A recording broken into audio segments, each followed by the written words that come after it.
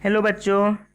हम लोगों ने पिछले वीडियो में देखा था न्यूट्रिशन इन प्लांट में बहुत सारी चीज़ें देखे थे, जैसे कि autotrophic mode of nutrition, heterotrophic mode of nutrition, cell के बारे में, फोटोसिंथेसिस के बारे में, इन सब चीज़ों के बारे में सीख चुके हैं। अगर आप वो वीडियो नहीं देखे हैं तो जाकर के वो वीडियो देख लें, पार्ट फर्स्ट है वो। और पार्ट सेकेंड में आज के वीडियो में हम लोग सीखेंगे कि plant autotrophic mode of nutrition के अलावा भी दूसरे मोड ऑफ न्यूट्रिशन करता है, जिसको हेट्रोट्रोपिक मोड ऑफ न्यूट्रिशन कहते हैं। कहता है कि other mode of nutrition in plant, plant के अदर मोड ऑफ न्यूट्रिशन क्या होते हैं। There are some plant which do not have chlorophyll, ऐसे भी प्लांट होते हैं जिसमें क्लोरोफिल होता ही नहीं है। They can't synthesis their food, वो अपना भोजन नहीं बना पाता है। हाउ डू दे सर्वाइव, तो वो जिंदा कैसे रहता है। From the other, where do they drive nutrition, और वो कहाँ से न्यूट्रिशन प्राप्त करता है। तो जिस तरह से ह्यूमन जो है, ह्यूमन और कुछ एनिमल जो है प्लांट पर डिपेंड करता है, सेम उसी तरह से in the same way some plant are also depend on the plant. कुछ ऐसे भी प्लांट होते हैं जो प्लांट पे ही, दूसरे प्लांट पे ही डिपेंड करते हैं। They use heterotrophic mode of nutrition, और वो किस तरह के मोड ऑफ न्यूट्रिशन को कंडक्ट करता है, तो हेट्रोट्रोपिक मोड ऑफ न्यूट्रिशन को कंडक्ट करता है। लुक एट फिगर 1.5 को देखने के लिए कहता है, do you see yellow tumbler structure twining around the stem and the branch of the tree. कहता है कि ये जो है आप देखेंगे 1.5 में, ये देख रहे हैं येलो कलर का, ये क्या कर रहा है कि एक दूसरे को ऐसे ट्वेलिंग किए हुआ है ना एकदम से। और इसी से जो ये जो ग्रीन प्लांट है जो खाना बनाता है, उसी से खाना लेकर के ये अपना भरण पोषण करता है।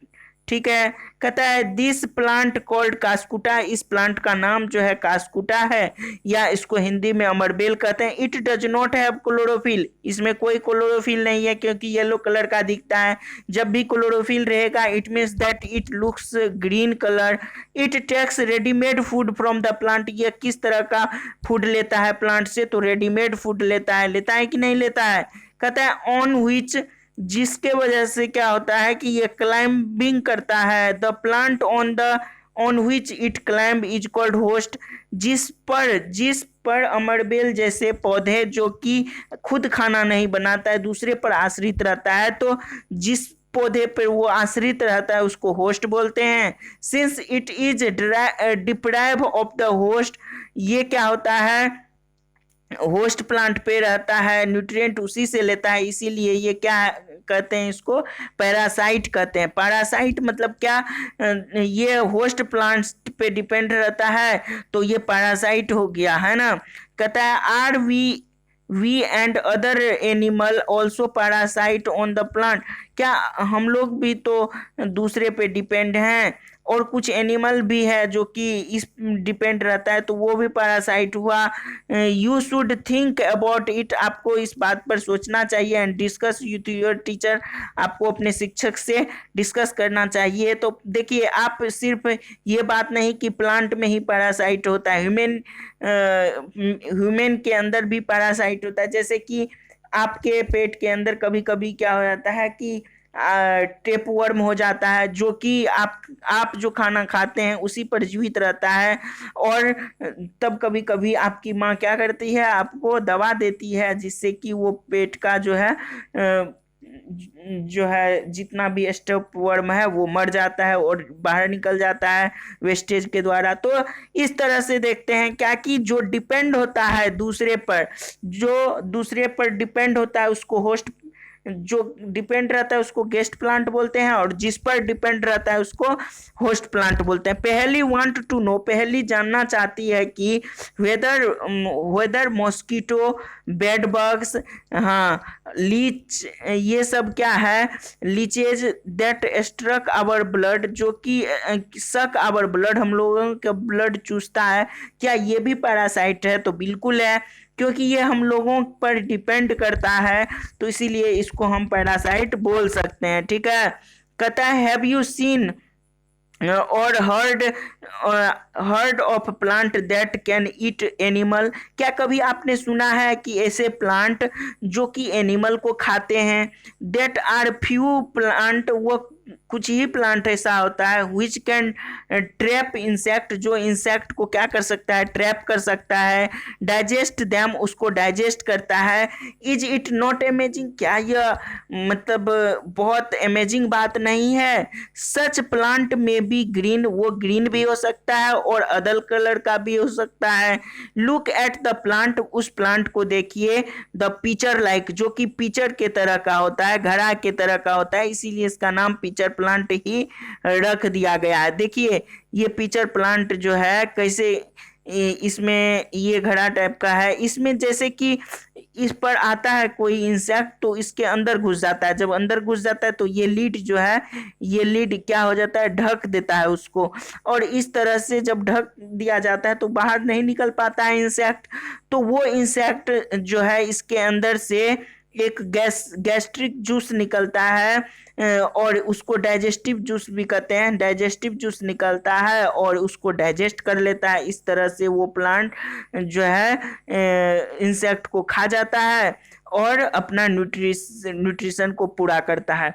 तो एक तो ये देखिए कि आप कहता है the structure is modified part of the leaf, ये उसी के लीफ का मॉडिफाइड पार्ट था स्ट्रक्चर पिक्चर के टाइप का। जो देखे द एपेक्स ऑफ, उसके ऊपर में, सबसे ऊपर में एक क्या होता है, लीफ के तरह का लीड होता है विच कैन ओपन और क्लोज, जो क्या मौत के तरह ओपन और क्लोज हो सकता है पिक्चर में। Inside the picture there are hair like structure, उसके अंदर होता है पिक्चर के अंदर। आर डायरेक्टेड डाउनवर्ड्स, कहता है व्हेन द इंसेक्ट लैंड, जब इंसेक्ट उसके अंदर घुस जाता है पिक्चर के अंदर, द लीड क्लोज, वो बंद हो जाता है और उसके अंदर ट्रैप हो जाता है insect. Engaged into the hair, और उस हेयर में फंस जाता है, इंगेज हो जाता है। The insect digested by the digestive juice, digestive juice के द्वारा वो क्या कर लिया जाता है, डाइजेस्ट कर लिया जाता है। देखिए उसके बाद कहता है कि वो जो सेक्रेट होता है पिक्चर से, उसी में वो डाइजेस्ट कर लिया जाता है। और ये जो इंसेक्ट ईटिंग प्लांट होता है इसको क्या बोलते हैं, इंसेक्टिवोरस प्लांट। देखिए पिक्चर प्लांट के अलावा भी वीनस फ्लाई ट्रैप होता है, वो भी क्या करता है कि ये वो भी इंसेक्टिवोरस प्लांट ही है, ठीक है ना। एक नाम और याद रखिएगा पिक्चर प्लांट के अलावा, वीनस फ्लाई ट्रैप, जो कि आप क्लास 6 में ही पढ़े होंगे। इज इट पॉसिबल, कहता है क्या यह पॉसिबल है that such plant do not get all required nutrition from the soil in which they grow. क्या कि ये पॉसिबल है कि उस तरह के plant do not get all requirement, मतलब कि वो प्लांट जो है क्या पृथ्वी से न्यूट्रिएंट्स लेकर के वो अपना नहीं पूरा कर सकता है? तो हाँ, वो अपना जो है न्यूट्रिशन पूरा करता है पृथ्वी से भी लेकर के। अगर उसको इंसेक्ट मान लीजिए नहीं मिला, क्योंकि वो तो ग्रीन प्लांट है, तो फोटोसिंथेसिस की क्रिया करके वो सरवाइव कर सकता है ना। तो इस उसमें उसको कोई परेशानी नहीं होती है।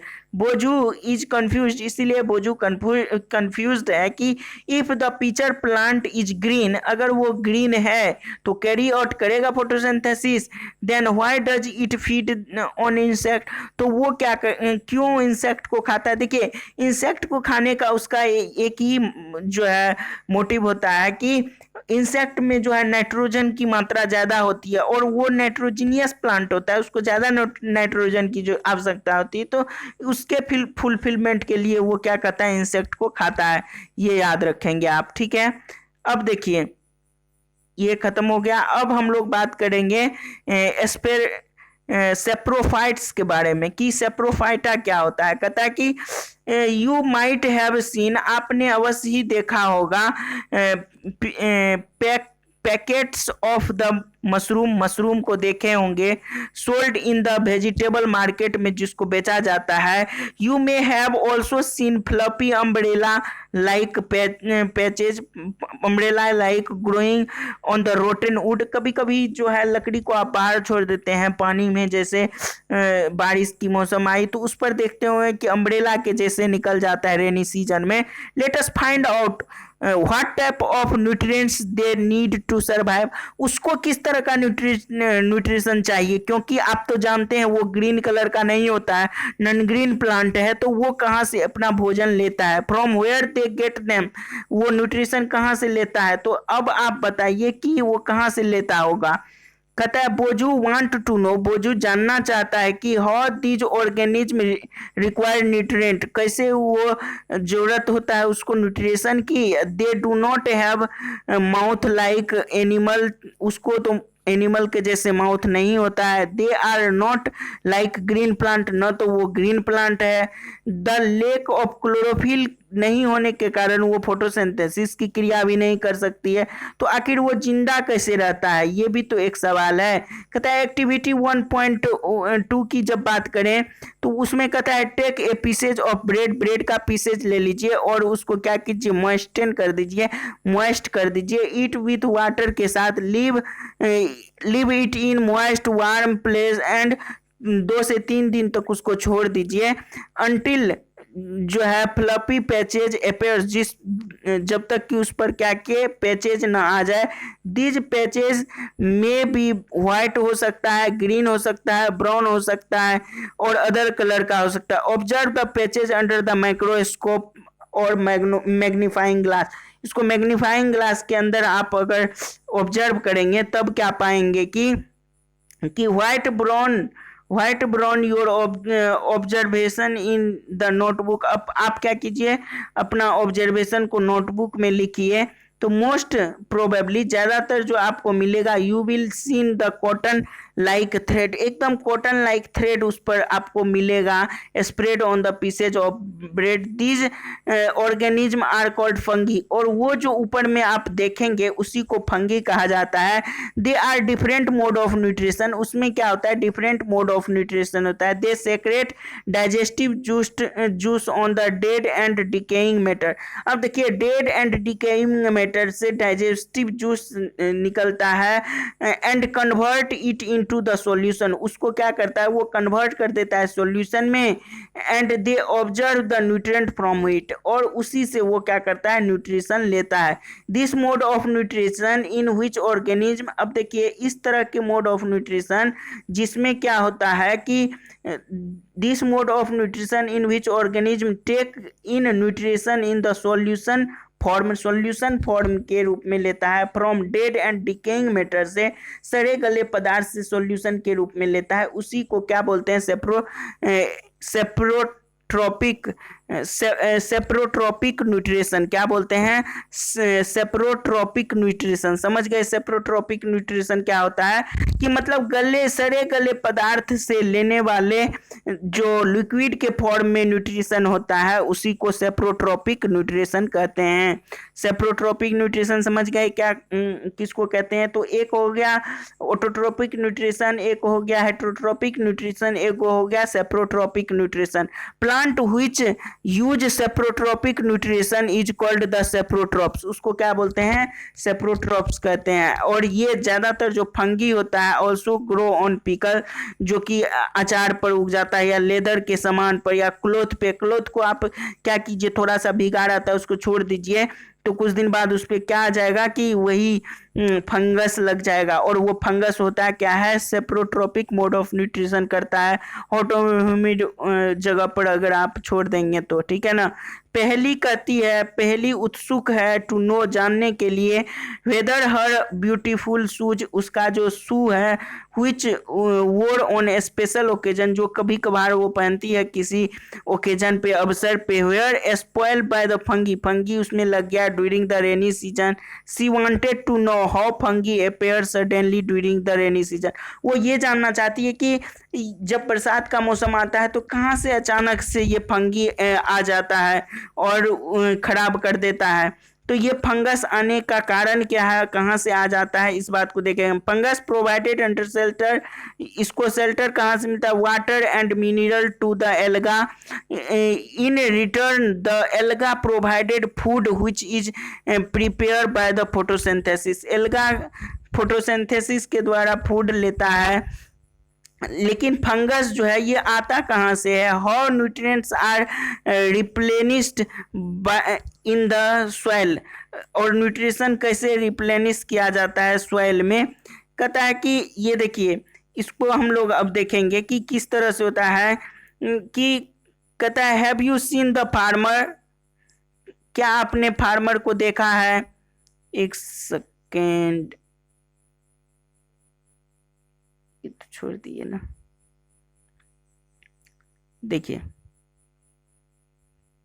यहाँ तक देखे थे हम लोग कि पहली इज कीन, पहली जो है ना बहुत उत्सुक है to know the whether her beautiful shoes which she wore on A special occasion, जो कि कभी कभार वो पहनती थी स्पेशल ओकेजन पे। वेयर स्पॉइल बाय द, और वो क्या कर दिया गया, स्पॉइल कर दिया गया रेनी सीजन जैसे ही आया वैसे ही स्पॉइल कर दिया। वांट टू नो, वो जानना चाहती है कि फंगी आखिर आ कहाँ से जाता है।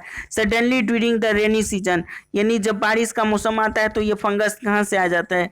उसके बाद ये पढ़ना चाहिए, तो हम वो वाला बता दिए। कहता है कि बोजू सेज वंस, बोजू कहते हैं कि उसके ग्रैंडफादर उसको बताए कि him wheat field were spoiled by the fungus, fungus के कारण व्हीट फील्ड क्या हो गया, बर्बाद हो गया। He want to know if fungi cause disease also, क्या फंगी से डिजीज भी हो जाता है।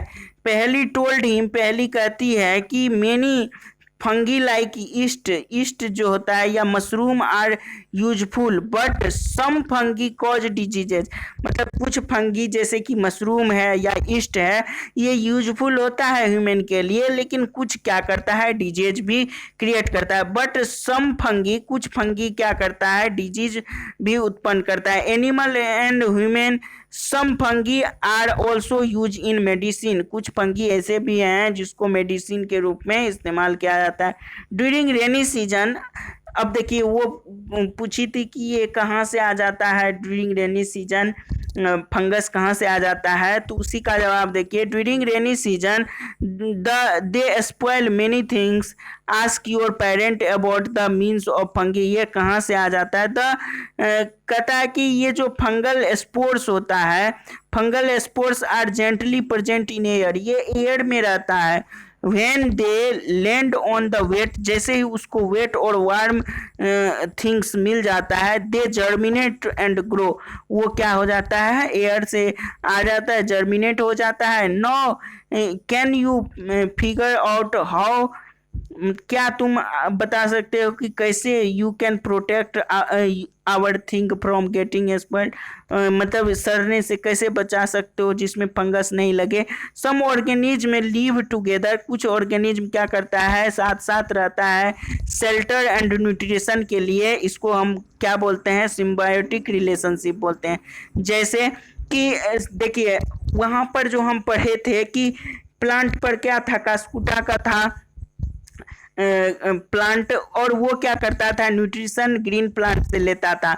तो वो सिर्फ लेता था, उसको तो कुछ नहीं देता था, उसको तो क्या करता था, परेशानी में ही डालता था ना ग्रीन प्लांट को।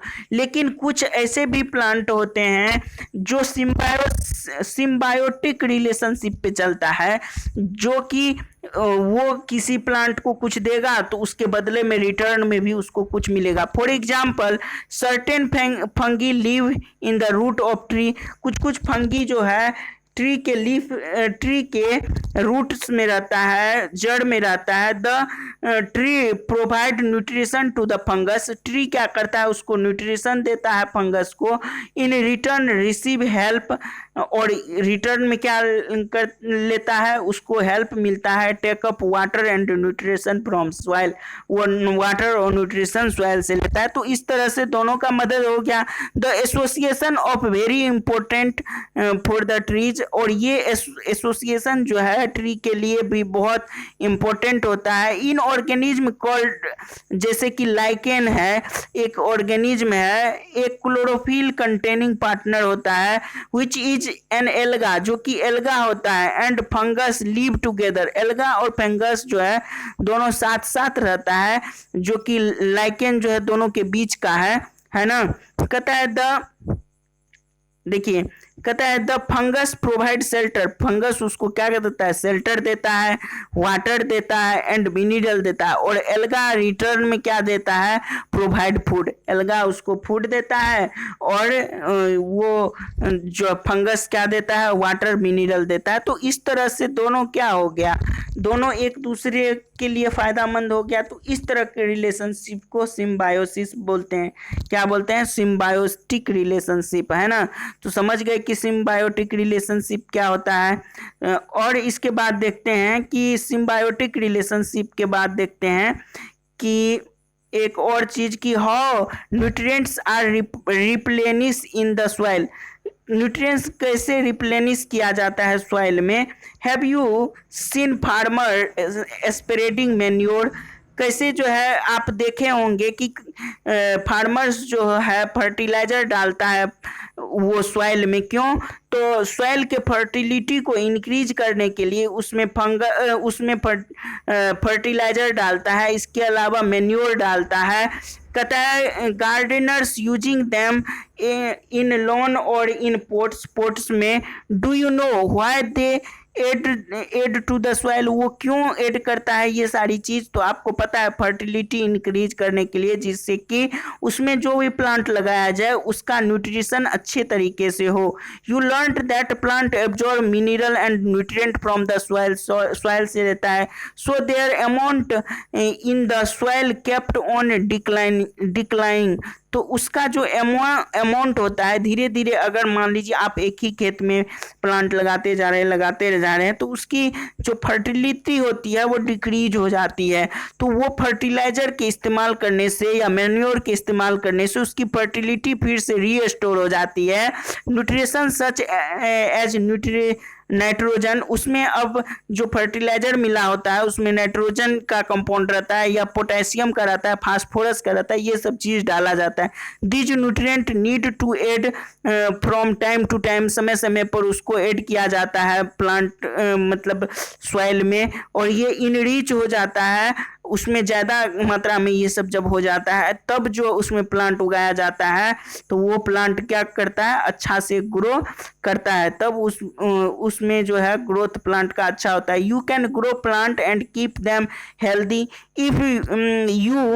If we can fulfil the nutrient, अगर आप न्यूट्रिएंट उसको फुलफिल करेंगे रिक्वायरमेंट ऑफ द प्लांट के रिक्वायरमेंट को। Usually crop require a lot of nitrogen, crop को क्या चाहिए, लॉट ऑफ नाइट्रोजन चाहिए to make proteins.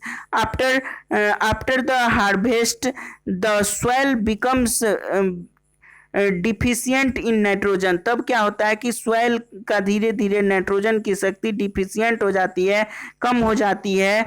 You learn that through the nitrogen gas is available in plenty in air, आप जानते हैं कि नाइट्रोजन गैस प्लेंटी मात्रा में पाया जाता है। कितना पाया जाता है, 78% पाया जाता है।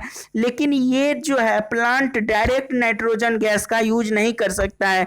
They have no capacity to use nitrogen gas directly. It use nitrate and which bacteria convert it nitrogen to nitrate, that is rhizobium, है ना। राइजोबियम एक बैक्टीरिया होता है जो क्या करता है, नाइट्रोजन को नाइट्रेट में कन्वर्ट करता है, और वो नाइट्रेट जो है प्लांट क्या करता है, अपने लिए यूज करता है। तो कहता है क्या कि plant cannot use it in that manner, they can use carbon dioxide, कहता है कि they need nitrogen in soluble form में उसको चाहिए।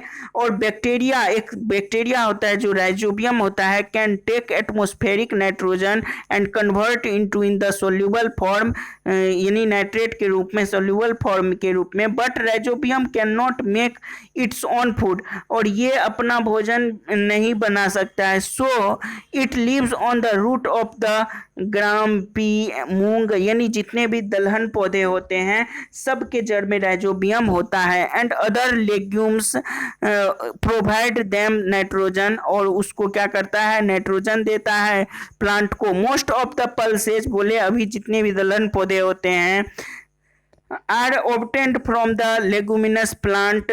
In return the plant provide food and shelter to the bacteria.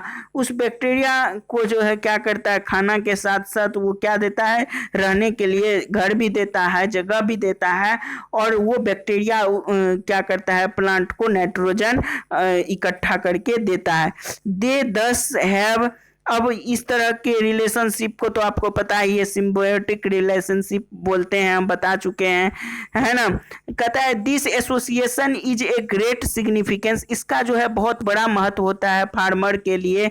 They do not need to add nitrogen fertiliser, उसको fertiliser फर्टिलाइजर देने की जरूरत नहीं होती है।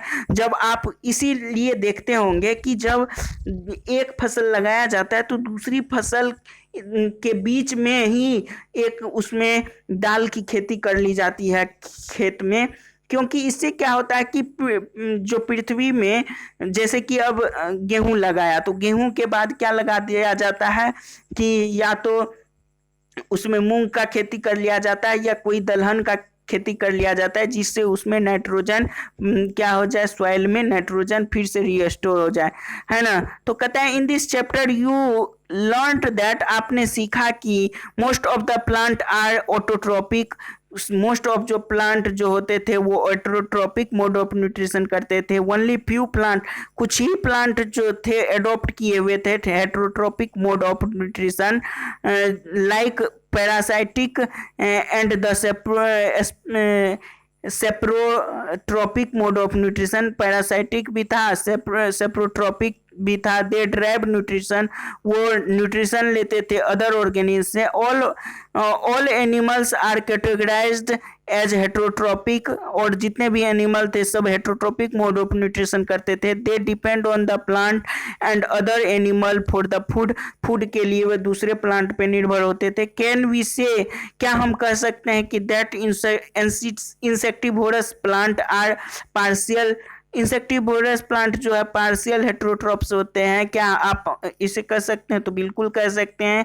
कुछ इंसेक्टिवोरस प्लांट क्या होता है, पार्शियल हेटेरोट्रॉप्स होता है। अब देखिए हम लोग सीख चुके हैं किस किस चीज़ के बारे में, ऑटोट्रॉप्स के बारे में, insectivorous, chlorophyll, nutrient, heterotrophs, host क्या होता है, न्यूट्रिशन, पैरासाइट, फोटोसिंथेसिस, सेप्रोट्रॉप्स के बारे में, सेप्रोफाइटिक के बारे में, और स्टोमाटा के बारे में, ये सारी चीज़ें हम लोग जान चुके हैं। अब क्वेश्चन आंसर बचा है, आप लोग खुद से कीजिएगा।